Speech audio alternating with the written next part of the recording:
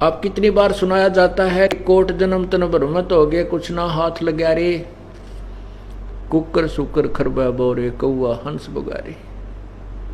कोटि जन्म तू राजा की, ना मिटी न मन की आशा, भिक्षुक होकर दर दर घूम्या, ये मिला ना निर्गुण रासा। कोटि जन्म इंद्र कुबेर ईश की पदवी, ब्रह्मा वरुण ध्रुमराया, और विष्णुनाथ के पुर को जाकर फिर भी उल्टा आया। असंग जन्म तो मरत्या हो गए, जीवित क्यों ना मरे रे, और द्वादश मद मैल मठ बोरे, बहुर न दे धरे रे। दोजक कहते हैं नरक को, और बहिष्ठ कहते हैं स्वर्ग को। दोजक भीष्ट सभी ते देखे, दोजक नरक और बहिष्ठ स्वर्ग। अच्छे यहां पर पुण्य किए तो स्वर्ग चले गए, और साथ में पाप भी भोगने पड़ते हैं जब तक हम पूर्ण परमात्मा कबीर परमेश्वर की शरण में विधिवत नहीं आते, उनके द्वारा भेजे हुए पूर्ण संत की शरण ग्रहण नहीं करते, और जब तक हम पूर्ण मर्यादा में नहीं रहते तब तक हमें दोनों ही पुण्य और पाप भोगने पड़ते हैं। जिस समय हम पूर्ण परमात्मा की शरण ग्रहण कर लेते हैं पूर्ण संत के माध्यम से और मर्यादा में रहते हैं, तो फिर हमारे पाप नष्ट हो जाते हैं। जब ही सत्यनाम हृदय धरो, भयो पाप को नाश, और मानो चिंगारी अग्नि की, भाई पड़ी पुराने घास। ऐसे हमारे पाप नष्ट हो जाते हैं, जैसे सूखे बहुत बड़े ढेर में सूखे घास में एक ही माचिस की तिल्ली यानी एक अग्नि की चिंगारी लगा दी जाए, वो सबको जलाकर सभा कर देता है, राख बना देता है। ऐसे ही पूर्ण परमात्मा का विधिवत प्राप्त सत्यनाम हमारे पूर्व संचित कर्मों को नष्ट कर देता है, नाश कर देता है, पापों का नाश कर देता है। पाप बहुत प्रकार के होते हैं, कुछ पाप दान से नष्ट होते हैं, कुछ सत्संग श्रवण करने से, ज्ञान यज्ञ से होते हैं, कुछ हवन यज्ञ से होते हैं, कुछ पाप प्रणाम जो हम प्रणाम करते हैं दंडवत, इस प्रणाम से होते हैं, तो कुछ धर्म से होते हैं, जैसे हम धर्म भंडारा करते हैं या अखंड भंडारा चलता, भगवान का सदा व्रत चल रहा है, इसमें जिसका भी 10 रुपये 20 रुपये 100 रुपये 1000 2000 10,000 का जितना सहयोग है वो धर्म यज्ञ में भी उनको लाभ मिलता है। तो ऐसे भी हमारे पाप क्षीण होते हैं। यजुर्वेद अध्याय नंबर 8 के मंत्र 13 में स्पष्ट किया है कि परमात्मा पूर्ण ब्रह्म अपने साधक के, चाहे साधना यानी साधना का अर्थ होता है सभी मजदूरियां, जैसे 500 यज्ञ और सिमरण, ये सभी करने वाले के, चाहे कोई संत करे चाहे जनसाधारण करे, सभी के पाप को नष्ट कर देता है। अपने किए को चाहे पिता करे चाहे पुत्र करे, कोई भी करे, यानी साधना सच्चे दिल से जो भी करता है उसके घोर पाप को भी परमात्मा पूर्ण ब्रह्म नष्ट कर देता है, नाश कर देता है। चाहे वर्तमान में किए हैं चाहे आगे तो हम करेंगे ही नहीं। इसलिए दोजक बहिष्ठ सभी ते देखे, राजपाट के रसिया, पुण्य किए स्वर्ग में, तप किया राज प्राप्त किया, फिर 84 लाख योनियों में, और फिर साथ में नरक के अंदर भी आपको कष्ट उठाना पड़ा। दोजक बहिष्ठ सभी ते देखे, राजपाट के रसिया, क्या बताते हैं कि असंग जन्म तन मर्त्या होगे, जीवित क्यों ना मरे रे, और 12 मद मैल मठ बोरे, बहुर न दे धरे रे। जीवित कैसे मरना होता है, ये तो एक हार्ड एंड फास्ट रूल है और यूनिवर्सल ट्रूथ है, कति जो है अमिट सत्य है कि प्रत्येक को यहां से जाना है, मृत्यु होनी है। और आप देखते हो समाचार पत्रों में भी पढ़ते हो, वैसे भी सुनते हो कि एक व्यक्ति जा रहा था, उसने नाइट सर्विस से ही वापस आ रहा था, इतना शीघ्र काम था, बहुत जरूरी आवश्यक कार्य था, और रास्ते में ही आते समय एक्सीडेंट हो गया।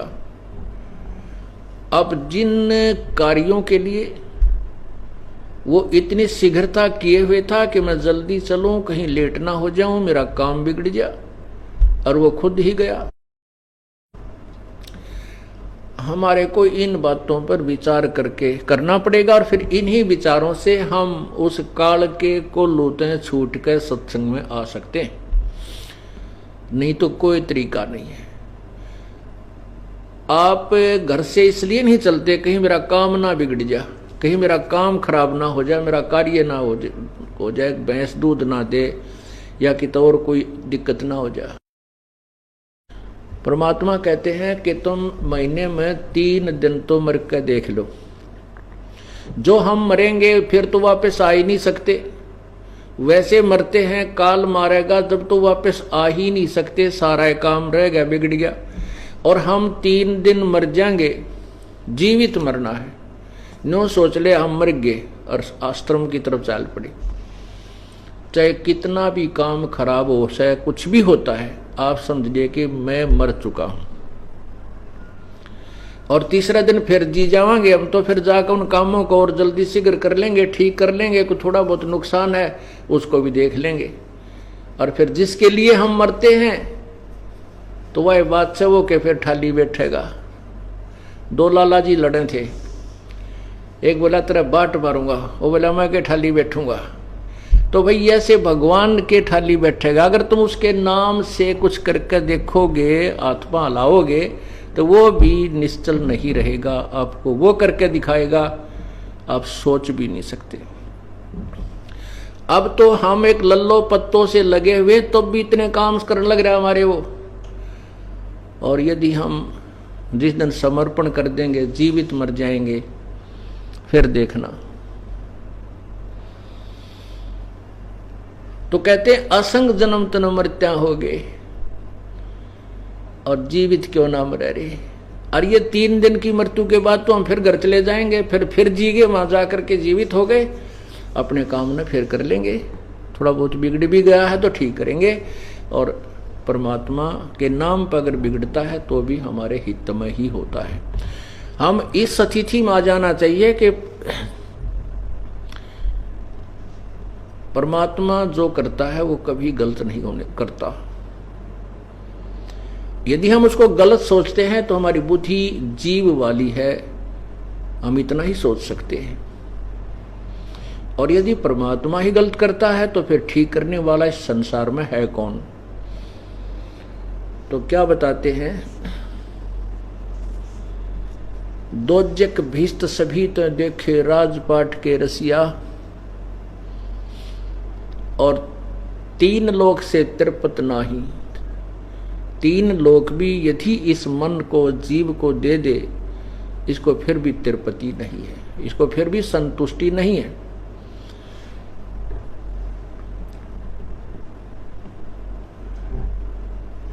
फिर बताते हैं, सतगुरु मिले तो इच्छा मिटे, कोई संत मिले, सतगुरु मिले, सच्चा संत मिले तो ये इच्छाएं समाप्त करे, जिसके कारण हम काल के जाल में फंसे रहते हैं। सतगुरु मिले तो इच्छा मिटे, पद मिल पदे समाना, और चल हंसा उस लोक पठाऊं जो आदि अमर अस्थाना। ओए होए, आदि सदा का, कभी नष्ट नहीं होता, अमर स्थान, वो अमर स्थान, सत्यलोक, सच्चा लोक, सतलोक, अविनाशी स्थान।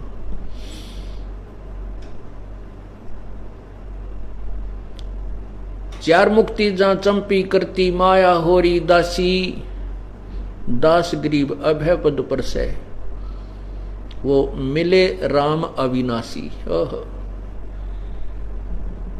अब क्या बताते हैं,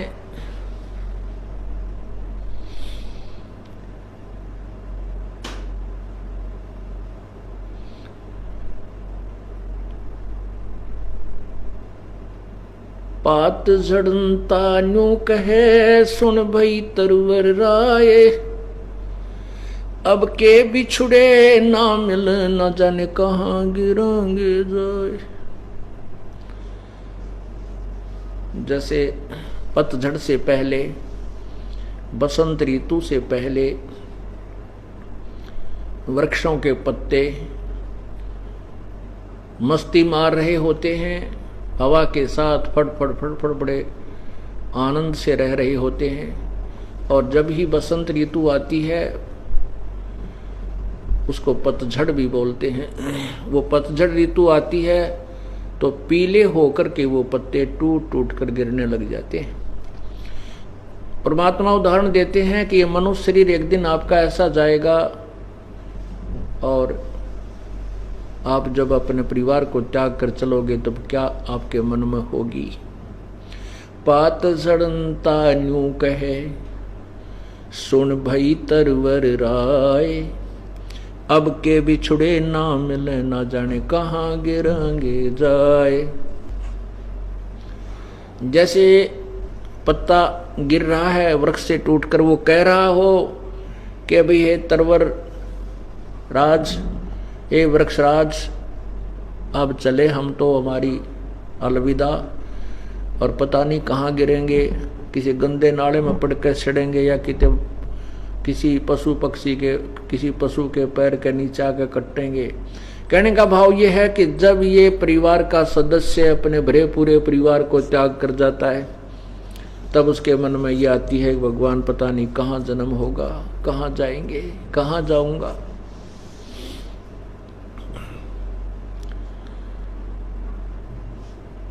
और जाऊंगा तो फिर वहां क्या होगा। परमात्मा कहते हैं कि हिड़की दे दे रोएगी सुरता जब तू चल लेगी अकेली। इस पूरे परिवार को त्याग कर जब तू आत्मा, ये जीव, तू यहां से चलेगा, जब पछाड़ खा रोएगी, डकरा डकरा कर रोएगी।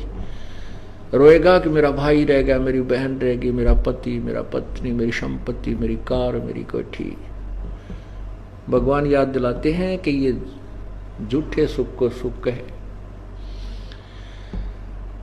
ये माया जगदीश की अपनी कहे गंवार, दोजक धक्के खावेगा नाहक बहे बेगार। ये माया तो पूर्ण परमात्मा ने इसकी दी हुई है, इस काल ने तपस्या करके प्राप्त की है, और इसको तू अपनी मान रहा है। ये माया तेरी नहीं, तू अपनी कहे गंवार। जब यहाँ अब तो हम सब कुछ अपना मान रहे हैं, ये मकान मेरा है या कोठी मेरी है, ये कार मेरी है या बेटा मेरा है, बेटी मेरी है। और जब ये शरीर छूट जाता है, जब ले जाना एक आध दिन उठा के सुई ले जाके दिखा दे, अपनी नहीं है, हमारे को यही भूल लगी है। इसी भूल को तोड़ने के लिए परमात्मा, इसी भूल को मिटाने के लिए परमात्मा ये ना जाने कितने वचन सुनाता है। पूर्ण परमेश्वर कबीर परमात्मा बंदी छोड़ हमें बताना चाहते हैं कि तरवर कहता पात से सुनो पात एक बात, यहाँ की यह रीति है एक आवे एक जात। यहाँ की तो एक ऐसी ही रिवाज है, ऐसा ही नियम है, एक आ रहा है, पैदा हो रहा है, जन्म ले रहा है, एक मृत्यु को प्राप्त होकर और ऊपर को धर्मराज के दरबार में जा रहा है। यहाँ की यह रीति है एक आवे एक जात।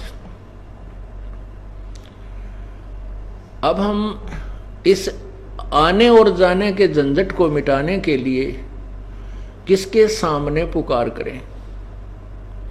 कौन है वो शक्ति जो हमारे इस आने और जाने को मिटा सकता है, अर्थात हमारी जन्म और मृत्यु के झंझट को पूर्ण रूप से समाप्त कर सकता है। अब हमने उसकी तलाश करनी पड़ेगी, नहीं तो उसके बारे में कह रहे हैं ये अरहट का कुआ लोई, ओए होए, ये अरहट का कुआ लोई, यागल बंदा है सब कोई। यहां से पुण्य या पाप की बाल्टी भरी ऊपर ले गए, ऊपर खाली कराए, कुछ स्वर्ग में कुछ नरक में, फिर आगे, फिर भरी, फिर चले, फिर भरी, फिर चले। कहते हैं ये कभी अंत ही नहीं हो सकता इसका तो। और इन अज्ञानी ऋषियों ने, संतों ने, महर्षियों ने, जिनको ज्ञान नहीं था, इसी को फाइनल मान लिया कि यही जीवन है, जन्म और मृत्यु तो कंपलसरी है और ये होनी भी चाहिए।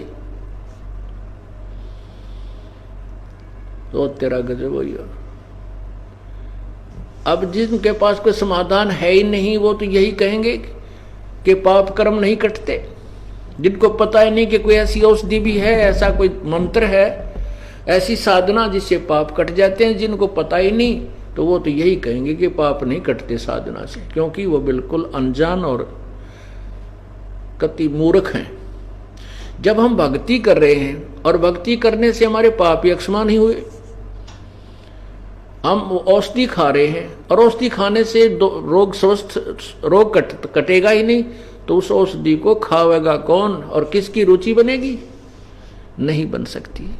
तो ऐसे अज्ञानी संतों को, महर्षियों को हमने, ऐसे अज्ञानी व्यक्तियों को महर्षि और संतों की, सतगुरु की भाव जो है ना उपाधि दे रखी थी। और जो पूर्ण परमात्मा, जो सतगुरु थे, स्वयं आए कबीर परमेश्वर, एक सदगुरु की भूमिका उन्होंने की, उसको हमने रिजेक्ट करके एक कवि मान रखा था। ये तो एक कवि था। और जबकि ऋग्वेद मंडल नंबर 9 सूक्त नंबर 96 के मंत्र नंबर 16 से लेकर 20 तक यही स्पष्ट किया है कि उस परमात्मा का वास्तविक नाम क्या है। उसका वास्तविक नाम कबीर देव है। और वो कबीर गिरह, कबीर वाणी के माध्यम से, लोकोक्तियों के माध्यम से, कविताओं के माध्यम से अपनी महिमा आप सुनाता है। उस तत्व ज्ञान को सुनाने के लिए आता है और वो तीसरे मुक्ति धाम में रहता है, क्योंकि मुक्त धाम वो है जो कभी मृत्यु को प्राप्त नहीं हो, जो कभी नष्ट ना हो। 21 ब्रह्मांड काल के ये भी नाशवान है, 7 संख ब्रह्मांड परब्रह्म के यानी वो भी नाशवान है। केवल वो तीसरा लोक, सतलोक जो है, वो पूर्ण परमात्मा का, वो कभी नष्ट नहीं होता। उस तीसरे मोक्ष धाम में वो परमात्मा रहता है और वो अपनी महिमा लोकोक्तियों के माध्यम से उच्चारण करके, आवाज लगा लगा के सुनाता है। इसलिए उसको एक कवि की उपाधि दे दी जाती है, लेकिन वो वास्तव में परमात्मा ही होता है। पुण्यात्माओं, आप शिक्षित हैं। अब सबसे बड़ा दाव हमारा यही लगा है कि सभी मानव समाज शिक्षित है, अक्षर ज्ञान युक्त है, और हमारे पास वो सदग्रंथ है। अनुवादकर्ताओं ने हिंदी में संस्कृत का कर रखा है। जहां उन्होंने गोल मोल किया है उसको हम ठीक कर लेंगे, क्योंकि शब्दकोश हमारे पास है और तत्व ज्ञान हमारे पास है। उसमें यही स्पष्ट किया है कि उसको कवि कहने लग जाते वो परमात्मा होता है। जैसे कबीर भगवान इसको कवि कहने लगे थे। इन्होंने लोकोक्तियों के माध्यम से, दोहों के माध्यम से, यानी पद्य भाग में अपनी महिमा, अपने द्वारा रची हुई सृष्टि की वो रचना का ज्ञान और अपने ही पाने का, सतलोक जाने का जो यथार्थ ज्ञान, वो आकर के स्वयं दिया, जिस कारण से उसको कवि कहने लगे। और ये वेद बताओ कि वो कवि कहलाता है, लेकिन वो भगवान होता है।